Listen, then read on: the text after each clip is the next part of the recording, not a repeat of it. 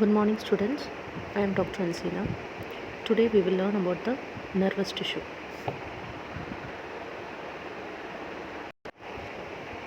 There are four basic tissues in our body. You have the epithelial tissue, connective tissue, muscular tissue, okay, and the nervous tissue. This nervous tissue is conferred with special properties of excitability and conductivity. Now, the classification in that you have got central nervous system, peripheral nervous system, and autonomic nervous system. The central nervous system is made up of brain and spinal cord. Peripheral nervous system consists of the peripheral nerves and the ganglia associated with them, and the autonomic nervous system consists of sympathetic and parasympathetic nervous system. There are two types of tissues, okay, nervous tissue. First is the neuron, which transmit impulses. Second is the glial cells, otherwise known as neuroglial cells. These are supporting cells. Okay. The total number of neurons in human brain is estimated at more than 1 trillion. Okay.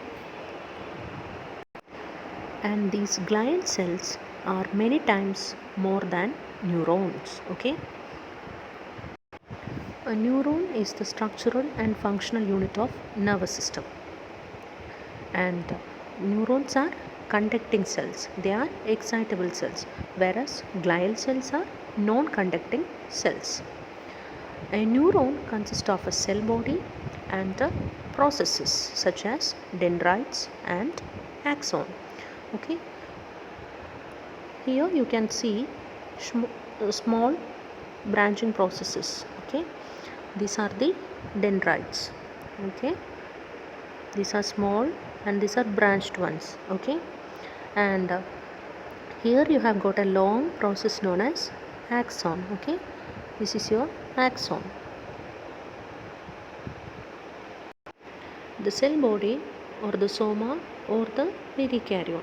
It contains nucleus, nacelle substances, organelles, cytoskeleton and pigment granules. The cytoplasm contains a large central nucleus with a prominent nucleolus. What is this nacelle substance? These are granular material that stain intensely with basic dyes. And here you have got organelles such as rough endoplasmic reticulum, mitochondria, lysosomes, Golgi complex. And what is this cytoskeleton? Neurofilaments and microtubules are the ones which form the cytoskeleton. And what is this pigment granules? Some neurons contain pigment granules. For example, aging neurons contain a pigment known as lipofuscin. So what is this nacelle substance? These are clumps of rough endoplasmic reticulum only.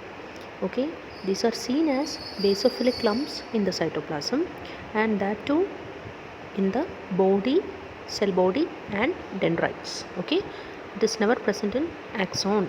Okay, these are granular material which are stainable only by basic dyes. As I already told, nacelle substances are absent in axon and axon hillock. So what is this axon hillock? This axon hillock is the starting point of an axon.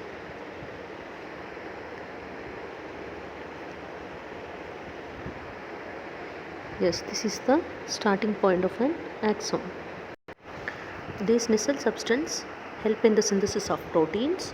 These proteins are needed for maintenance and repair and for the production of neurotransmitters and enzymes.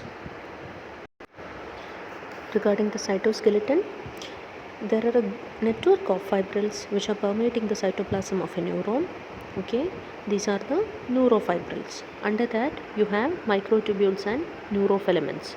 Their function is structural support and intracellular transport. Some neurons contain pigment granules. For example, neuromelanin pigment is seen in neurons of substantia nigra, whereas aging neurons contain a pigment known as lipofuscin, which is made up of residual bodies derived from lysosomes. So what is this neurites or the cell processes? The processes which are arising from the cell body of a neuron are called neurites. Under that you have two neurites, that is, one is the dendrite and one is the axon. Dendrites are short branching processes, whereas axon is a longer process. Okay, these are the dendrites and this one is the axon. So what are these dendrites? These are those extensions from the cell body just to increase surface area of the cell body on which information from other neurons can be received. That is, the action potential in the dendrite move from the periphery to the cell body. So these are actually the receptor component of neurons. Dendrites have dendritic tree and dendritic spine. So these are your dendritic tree, and your dendritic spine is this one. Fine. Okay, what are these dendritic spine? These are small protrusions from the dendrites. So what is this axon? It takes information away from the cell body. That is, the action potential moves through the axon to the next neuron. So this axon is the effector component of neuronal cell body. They produce effect on the next cell. Okay, an axon has got axon hillock, initial segment, myelin sheath, axolemma, exoplasm, telodendria, terminal buttons. Okay, so what is this axon hillock? It is the starting point of an axon. That is, an axon begins from the axon hillock and ends at the terminal portion. Okay, so this is the starting point of an axon, that is known as the axon hillock. What is this initial segment? The part of the axon between the axon hillock and point at which myelin sheath begins is called initial segment. So here you can see this much portion is the initial segment. Okay. What is this axolemma and exoplasm? Axon is covered by plasma membrane called axolemma and its cytoplasm is called exoplasm. Okay. What is this myelin sheath? It's an insulating sheath around the axon, okay, that is outside the axolemma. What are these telodendria? At the terminal end, the axon divides into numerous branches called telodendria, which show swellings called terminal buttons at their ends. So these are the telodendria and terminal buttons are these ones. Okay, as I already told, axon is devoid of nacelle bodies. It also lacks Golgi complex. Now the difference between an axon and dendrite.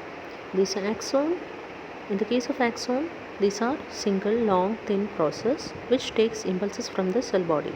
Whereas dendrite, these are multiple short, thick and tapering processes which takes impulses to the cell body. Second one, an axon terminates away from the cell body, whereas dendrite terminates near the cell body. An axon rarely branches, dendrite is highly branching. An axon has got uniform diameter throughout, whereas dendrite, its thickness reduces as it divides repeatedly. Okay, there is no nacelle substance in an axon, but a dendrite contain nacelle granules. Axons are of two types. They are myelinated ones and there are unmyelinated ones also. Now let's learn about the myelination of axon. In the peripheral nervous system, myelin sheath is formed by Schwann cells, and what happens in the central nervous system?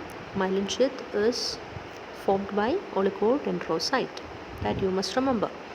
Okay, And another difference is many Schwann cells surround the axons to form a myelin sheath in peripheral nervous system, whereas an oligodendrocyte form myelin sheath for several axons in the central nervous system. Here you can see many Schwann cells surround the axon to form a myelin sheath. Okay. Here you can see that one oligodendrocyte provides myelination for more than one axon. Okay, that happens in the central nervous system.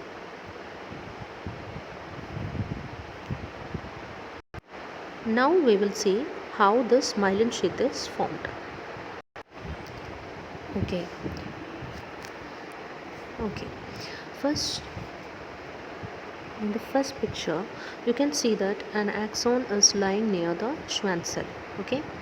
In the second picture, you can see that the axon invaginates the Schwann cell.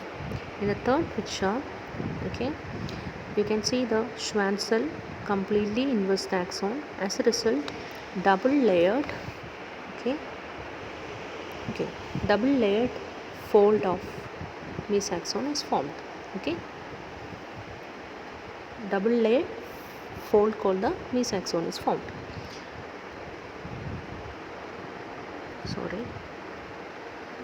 In the fourth picture, you can see that the mesaxon elongates and begins to wind around the axon. In the fifth one, you can see that the mesaxon makes several turns around the axon. Lipids are deposited between the layers of these mesaxon. Okay, thus the myelin sheath is formed. And during this process, the cytoplasm of the Schwann cell is pushed to the periphery along with the nucleus. At last, what happens is that a thin layer of Schwann cell cytoplasm persists as the neurolemma. Now let's see what are these knots of Ranvier. Okay, you know that each Schwann cell provides myelin sheath for a short segment of axon. At the junction of any two such segments, there is a short gap in the myelin sheath. These gaps are called knots of Ranvier. Okay, you can see that these knots of Ranvier have great physiological importance. Okay, in the case of myelinated axon, when an impulse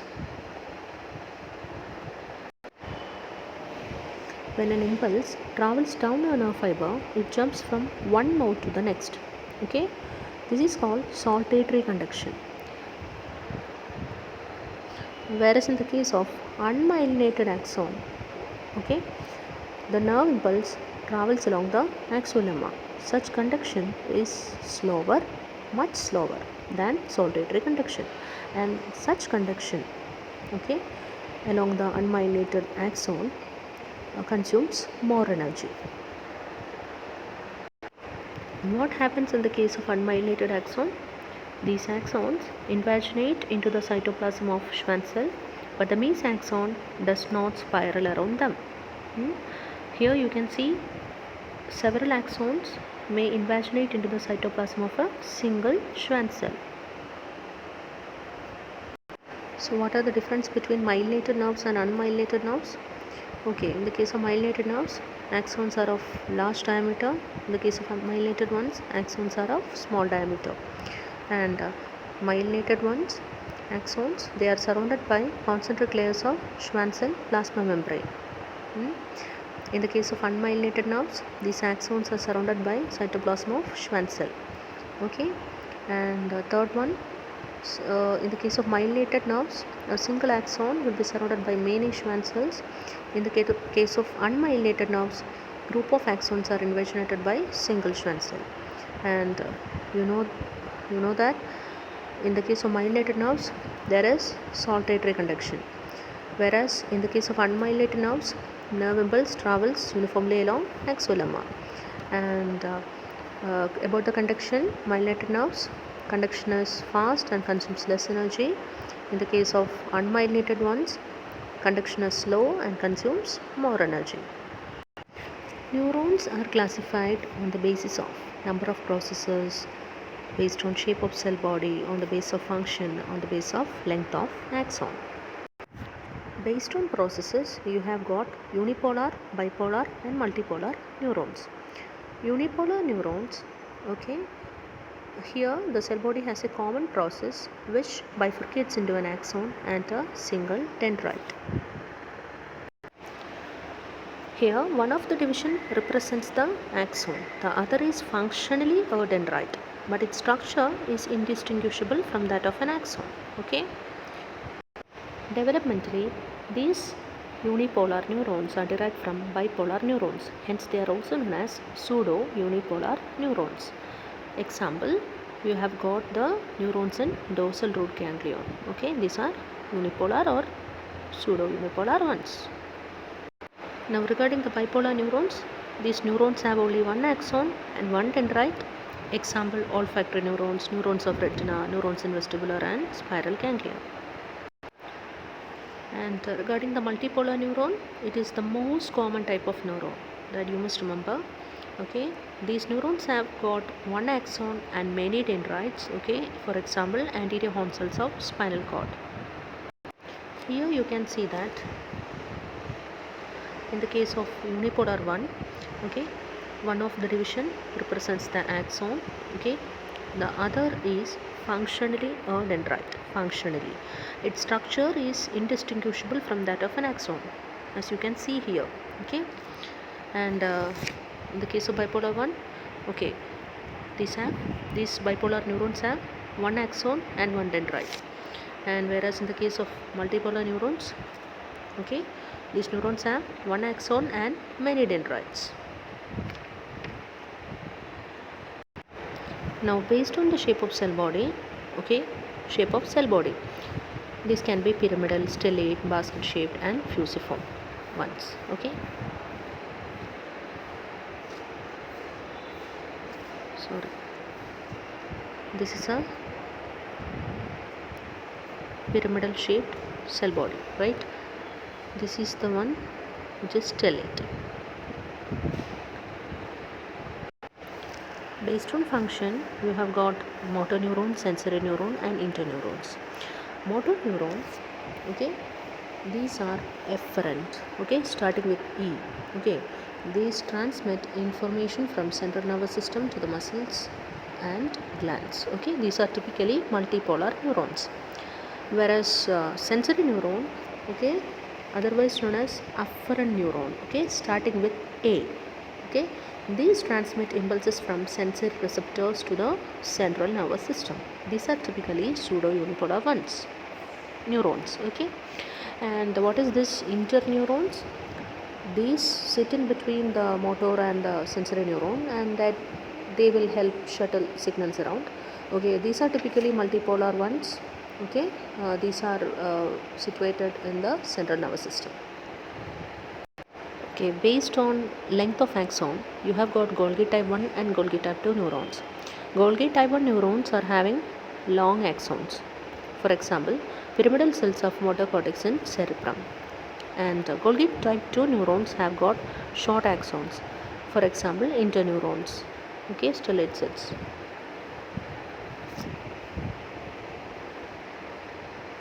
What is a synapse? These are sites of junction between neurons. That is, they are specialized junction between neurons that will facilitate transmission of impulses.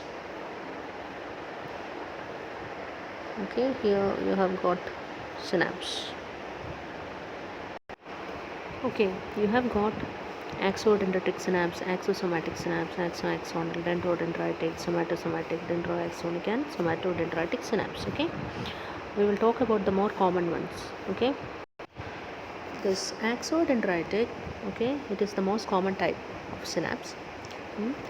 Here the axon terminal connects to a dendrite on the postsynaptic neuron. And what about the axosomatic one? Here the axon terminal connects to the cell body on the postsynaptic neuron. And what is this axonal synapse? Here the axon terminal connects to the axon on the postsynaptic neuron. What is this dendrodendritic synapse? It is the synapse between two dendrites. Okay, yeah, like that you have got somatosomatic, dendroaxonic and somatodendritic synapse. So the synapses can be broadly classified into chemical synapse and electrical synapse. Chemical synapse, it involves the release of neurotransmitters, but whereas in the case of electrical synapse, okay, one cell may excite another without the release of a neurotransmitter. That is, here ions pass from a presynaptic neuron to a postsynaptic neuron. Okay, now let's see the structure of chemical synapse. A synapse consists of three components, mainly presynaptic and postsynaptic membrane and a synaptic cleft which separates the two. Presynaptic membrane, okay, presynaptic membrane, yeah, regarding that, terminal buttons of a presynaptic neuron coming in contact with the postsynaptic neuron forms the presynaptic membrane. Terminal buttons will be containing numerous vesicles which are filled with chemical substances, that is the neurotransmitter. Okay. So what is the synaptic cleft? Separating the pre and the postsynaptic membrane is a 20 to 30 nanometer wide space called synaptic cleft. Here you can see the synaptic cleft there. Okay. The neurotransmitter released from presynaptic membrane diffuses across the space. And what is this postsynaptic membrane? The postsynaptic membrane is the cell membrane of the second neuron taking part in synapse. The neurotransmitter binds with receptors present on the postsynaptic membrane. Based on the type of neurotransmitter, the effect on the postsynaptic membranes can be excitatory or inhibitory. What are these neurotransmitters? These are chemicals released from presynaptic part into the synaptic cleft to trigger an impulse at the postsynaptic part. Okay. Examples: norepinephrine, acetylcholine and GABA. You must know the definition of nuclei, ganglia, tracts and peduncles. Okay. What are these nuclei? These are isolated masses of cell bodies in the gray matter of central nervous system. So what are these ganglia? These are aggregations of cell bodies of neurons outside the central nervous system. What are tracts? These are bundles of axons which are connecting two or masses of gray matter. What are peduncles? These are large bundles of fibers which are connecting cerebral or cerebellar hemispheres. So what is this peripheral nerve? These are bundles of nerve fibers, that is the axon only, okay, held together by connective tissue. Otherwise you can say that these are aggregation of process of neurons outside the central nervous system. Okay, their cell bodies may be within the central nervous system or they can be located in the peripheral ganglia. Under this you have got 12 pairs of cranial nerves and 31 pairs of spinal nerves. Exemption to the rule, you have got your optic nerve. This optic nerve belongs to the central nervous system. It's an outgrowth of the brain. There are two types of peripheral nerves. One is the efferent fiber and the other is the afferent fiber. Okay, efferent fiber, as you already know, these carry impulses from brain or spinal cord to the muscle and gland. And these are particularly motor fibers only. Okay, their cell bodies are present in the central nervous system or it can be present in the autonomic ganglia. What about the afferent fibers? These carry impulses from peripheral receptors to the brain or spinal cord. These are actually sensory fibers. Their cell bodies are located in the dorsal root ganglia or it can be in the trigeminal ganglia. Now we will talk about the organization of peripheral nerve. Okay, in the peripheral nerve, each nerve fiber with its Schwann cell and basal lamina is enclosed in a thin sheet of connective tissue called endoneurium. Okay, so this is the endoneurium. Okay, that is the basal lamina is surrounded by endoneurium. Okay, many nerve fibers together form a fasciculus. Fasciculus is singular one.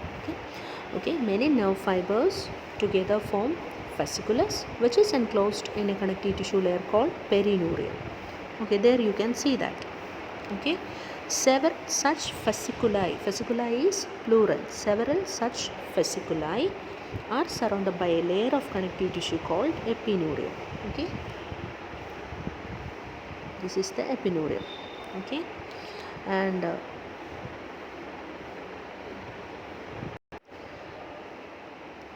this epineurium, perineurium and endoneurium have blood vessels which supply the nerve fibers. Here also you can see the endoneurium which is surrounding an axon. Okay, then the fasciculus is covered by, okay, the fasciculus is covered by perineurium, and a lot of fasciculi are covered by epineurium.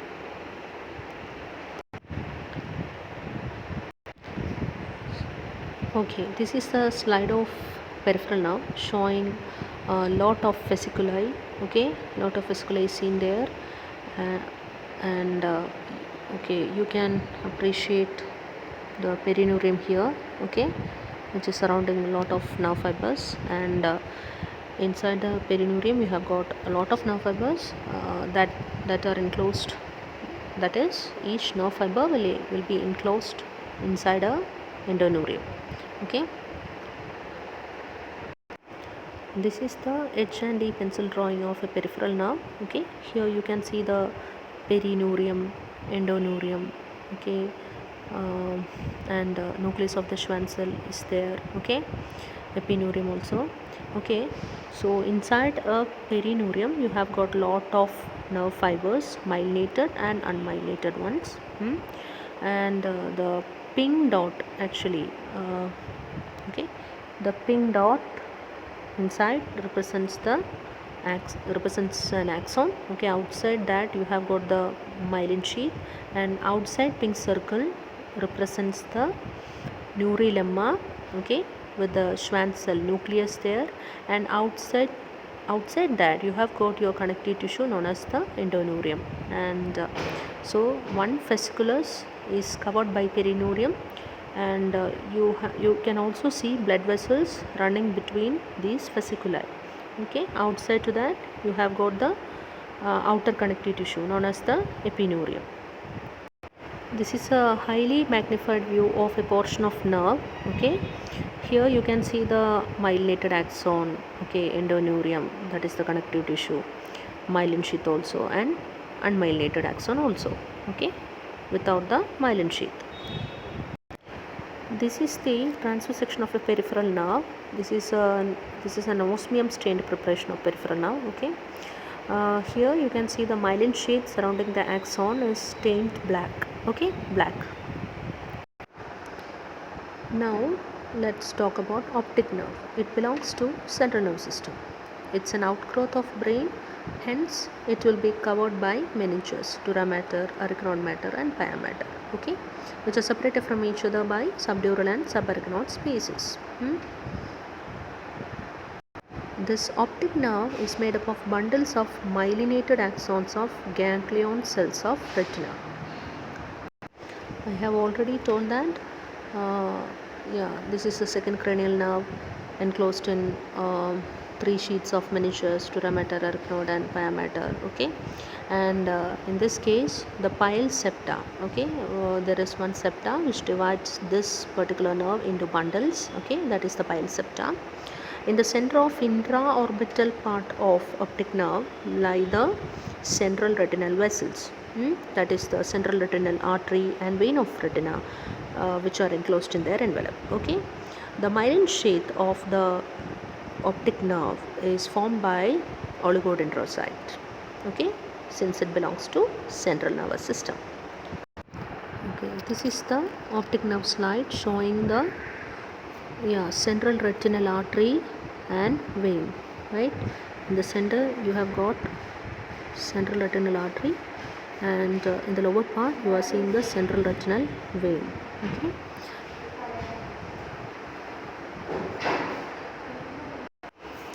here you can see the pia mater. Okay, this is the pia mater, and the pile septa dividing the nerve into bundles. Okay, This is the H&E pencil drawing of optic nerve, okay, showing the central retinal artery and central retinal vein in the center, and you can see pile septa dividing the nerve into bundles, and outside that you have got the meninges there, dura mater, arachnoid and pia mater. Between the arachnoid and pia mater you can actually put the blood vessels there. You already know that there are two types of cells in the nervous system. One is the neuron and the other one is the neuroglial cell. Okay. Now we will learn about the neuroglial cell, which are the supporting cells. Neuroglial cells, they provide support and insulation to the neurons. Okay. These are all non-neural supporting cells of central nervous system. They have the capacity to divide.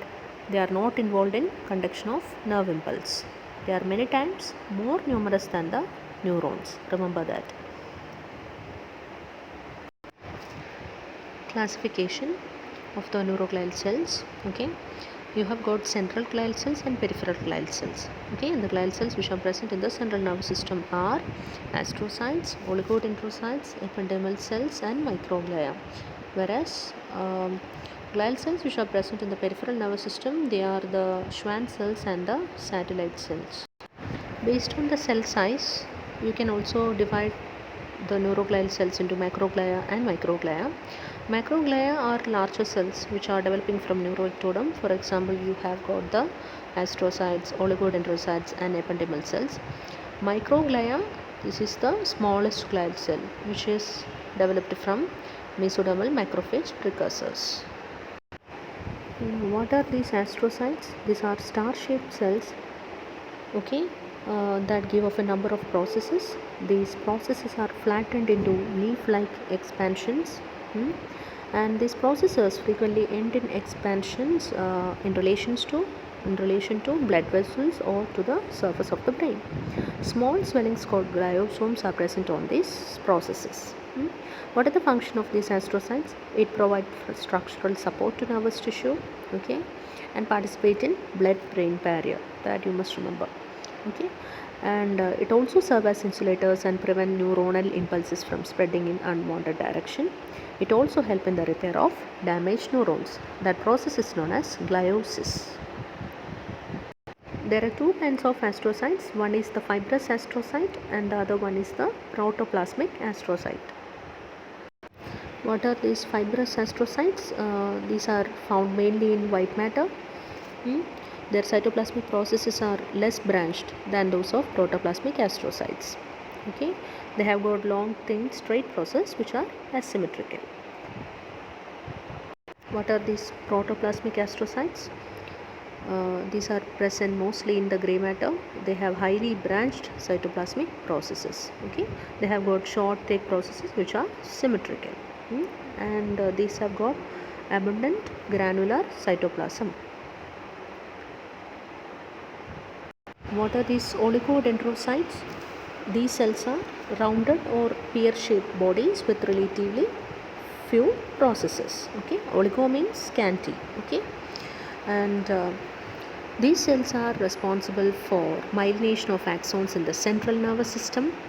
They are present in both gray and white matter. These cells have spherical nuclei. Here, a single cell is responsible for myelination of segments of several neurons. What are these ependymal cells? Okay, these are columnar cells that are arranged as simple epithelium that lines the ventricles of brain and central canal of spinal cord. In some regions, these cells are ciliated. Okay, and these cells do not rest on basement membrane. Okay,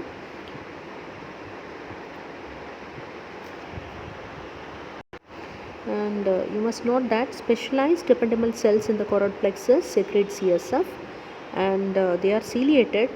Okay, so the cilia helps in the movement of CSF. What are these microglia? As you already know, these are the smallest of the glial cells. They are present in both gray and white matter. Okay, these present tiny and tortuous spinous process. They are capable of migrating through the damaging neural tissue to the area of damage they are capable of migrating to the surrounding neural tissue to the area of damage. So they are phagocytic in function. Okay, they are derived from mesenchyme. And regarding the Schwann cell, you know that these are flattened cells with flattened nucleus. These are seen in the peripheral nervous system. They can form either myelinated or unmyelinated coverings over axons, and these secrete myelin sheath. So what are these satellite cells? Satellite cells are the principal glial cells found in the peripheral nervous system, specifically in sensory, sympathetic and parasympathetic ganglia. These are flattened cells with prominent nuclei. They provide nutrients to the surrounding neurons and also act as protective cushioning cells. What is this ganglia? These are collections of cell bodies of neurons which are present outside the central nervous system, and they are of two types: spinal and autonomic ganglion. Spinal, or the sensory ganglion, and the autonomic ganglion. So what is a sensory ganglion? It is a collection of cell bodies of sensory neurons. These sensory ganglia are associated with dorsal nerve roots of spinal nerves. So your dorsal root ganglion of spinal nerve is a sensory ganglion, and your sensory ganglia is also associated with 5th, 7th, 8th, 9th and 10th cranial nerves. Now regarding the sensory ganglion, the entire ganglion is covered by a connective tissue capsule. Each ganglion is an aggregation of cell bodies of pseudo-unipolar neurons, and myelinated nerve fibers pass between the group of cell bodies. The sensory ganglion contains large cell bodies which are arranged in groups. You can see that in that picture. And each cell body is surrounded by a single layer of flat cells called satellite cells. These satellite cells provide structural support to the cell body. And these cell bodies have large euchromatic nuclei.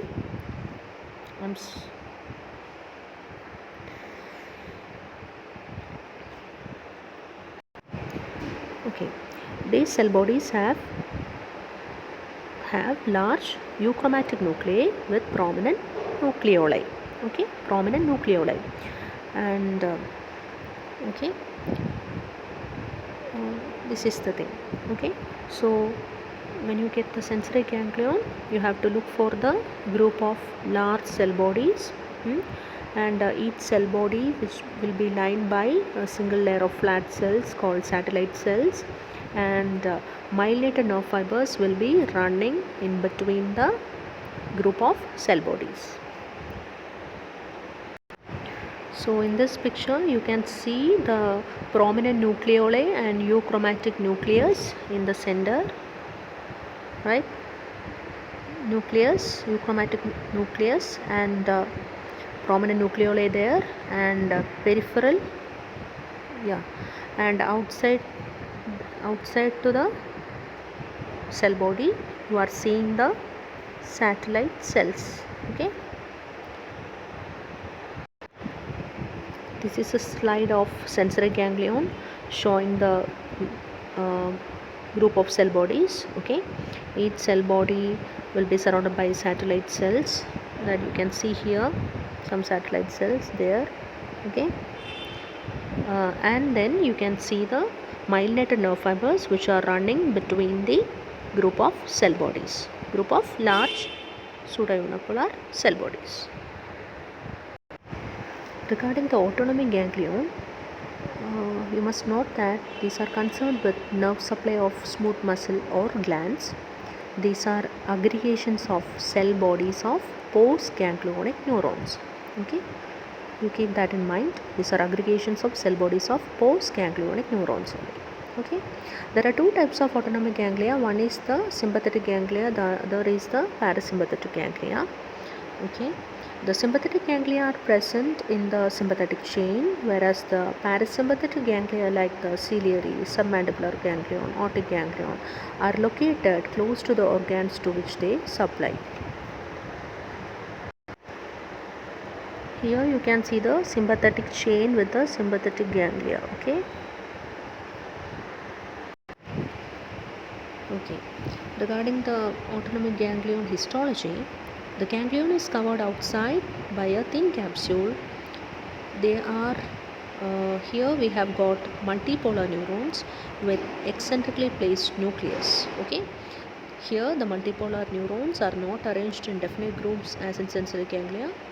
These multipolar neurons are scattered throughout the ganglion, and you can also appreciate the nerve fibers. Okay, here, and the nerve fibers here are non-myelinated and thinner. Okay, and the satellite cells here, okay, are the satellite cells are present around the neurons of autonomic ganglia, but they are not so well defined as in the case of sensory ganglia. Okay, you can say that here we have less satellite cells around each neuron. Here you can see the slide of the autonomic ganglion, in which you can appreciate the cell bodies of multipolar neurons. Okay, you can see that the cell bodies of multipolar neurons, and running in between that you can see the nerve fibers. Okay, running in between the cell bodies. Okay, here the cell bodies are scattered throughout the ganglion, and running in between you can see the nerve fibers. So now the differences between sensory ganglion and autonomic ganglion. Okay, sensory ganglion, these are pseudo-unipolar ones. Cell body will be large and spherical in shape, whereas in the case of autonomic ganglion, they contain multipolar neurons. Cell body is small and irregular in shape. Okay, and in the case of sensory ganglion, these cell bodies are arranged in groups, whereas in the case of autonomic ganglion, these cell bodies are actually scattered, and in the case of sensory ganglion, myelinated fibers are going in between the collection of cell bodies. And whereas in the case of autonomic ganglion, you can see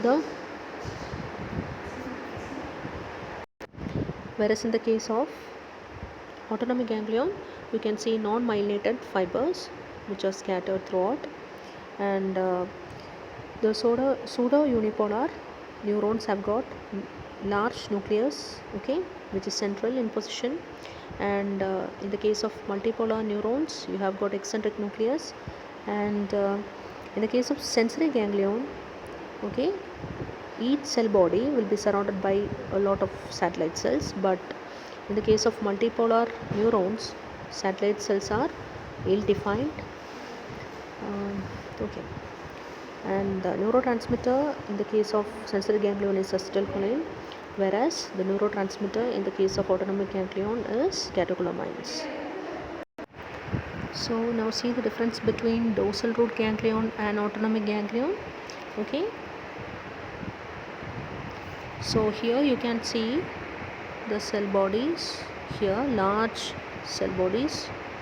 Okay, and they are closely packed. Yes, and the position of the nucleus is central, fine, and satellite cells are more in number. Okay, now regarding the autonomic ganglion, you can see that the cell bodies are small sized. Okay, small sized when we compare it with the cell bodies of sensory ganglion, and you can see the eccentrically located nucleus inside a cell body, and here less number of satellite cells are seen. Okay, these are multipolar neurons. Now the applied anatomy. First of all, we will see the multiple sclerosis. It's an autoimmune disease It is due to destruction of myelin in the central nervous system. Okay, central nervous system. So it can cause motor paralysis, loss of coordination and sensation. And the second one is the peripheral neuropathy. It is a disease or damage affecting the nerve. So it causes weakness, numbness and pain from nerve damage. Common cause of peripheral neuropathy is diabetes. Okay, common cause is diabetes. What is this schwannoma? It is a benign tumor arising from Schwann cells. Okay, symbol. And your epineurium contains fat that cushions the nerve fibers. So loss of this fat from the epineurium in bedridden patients can lead to pressure on nerve fibers and paralysis. Okay, and you must notice that most tumors of the brain arise from neuroglial cells only. In that, astrocytomas are the most common one. Astrocytomas. Okay, yes. Thank you. Thank you for listening.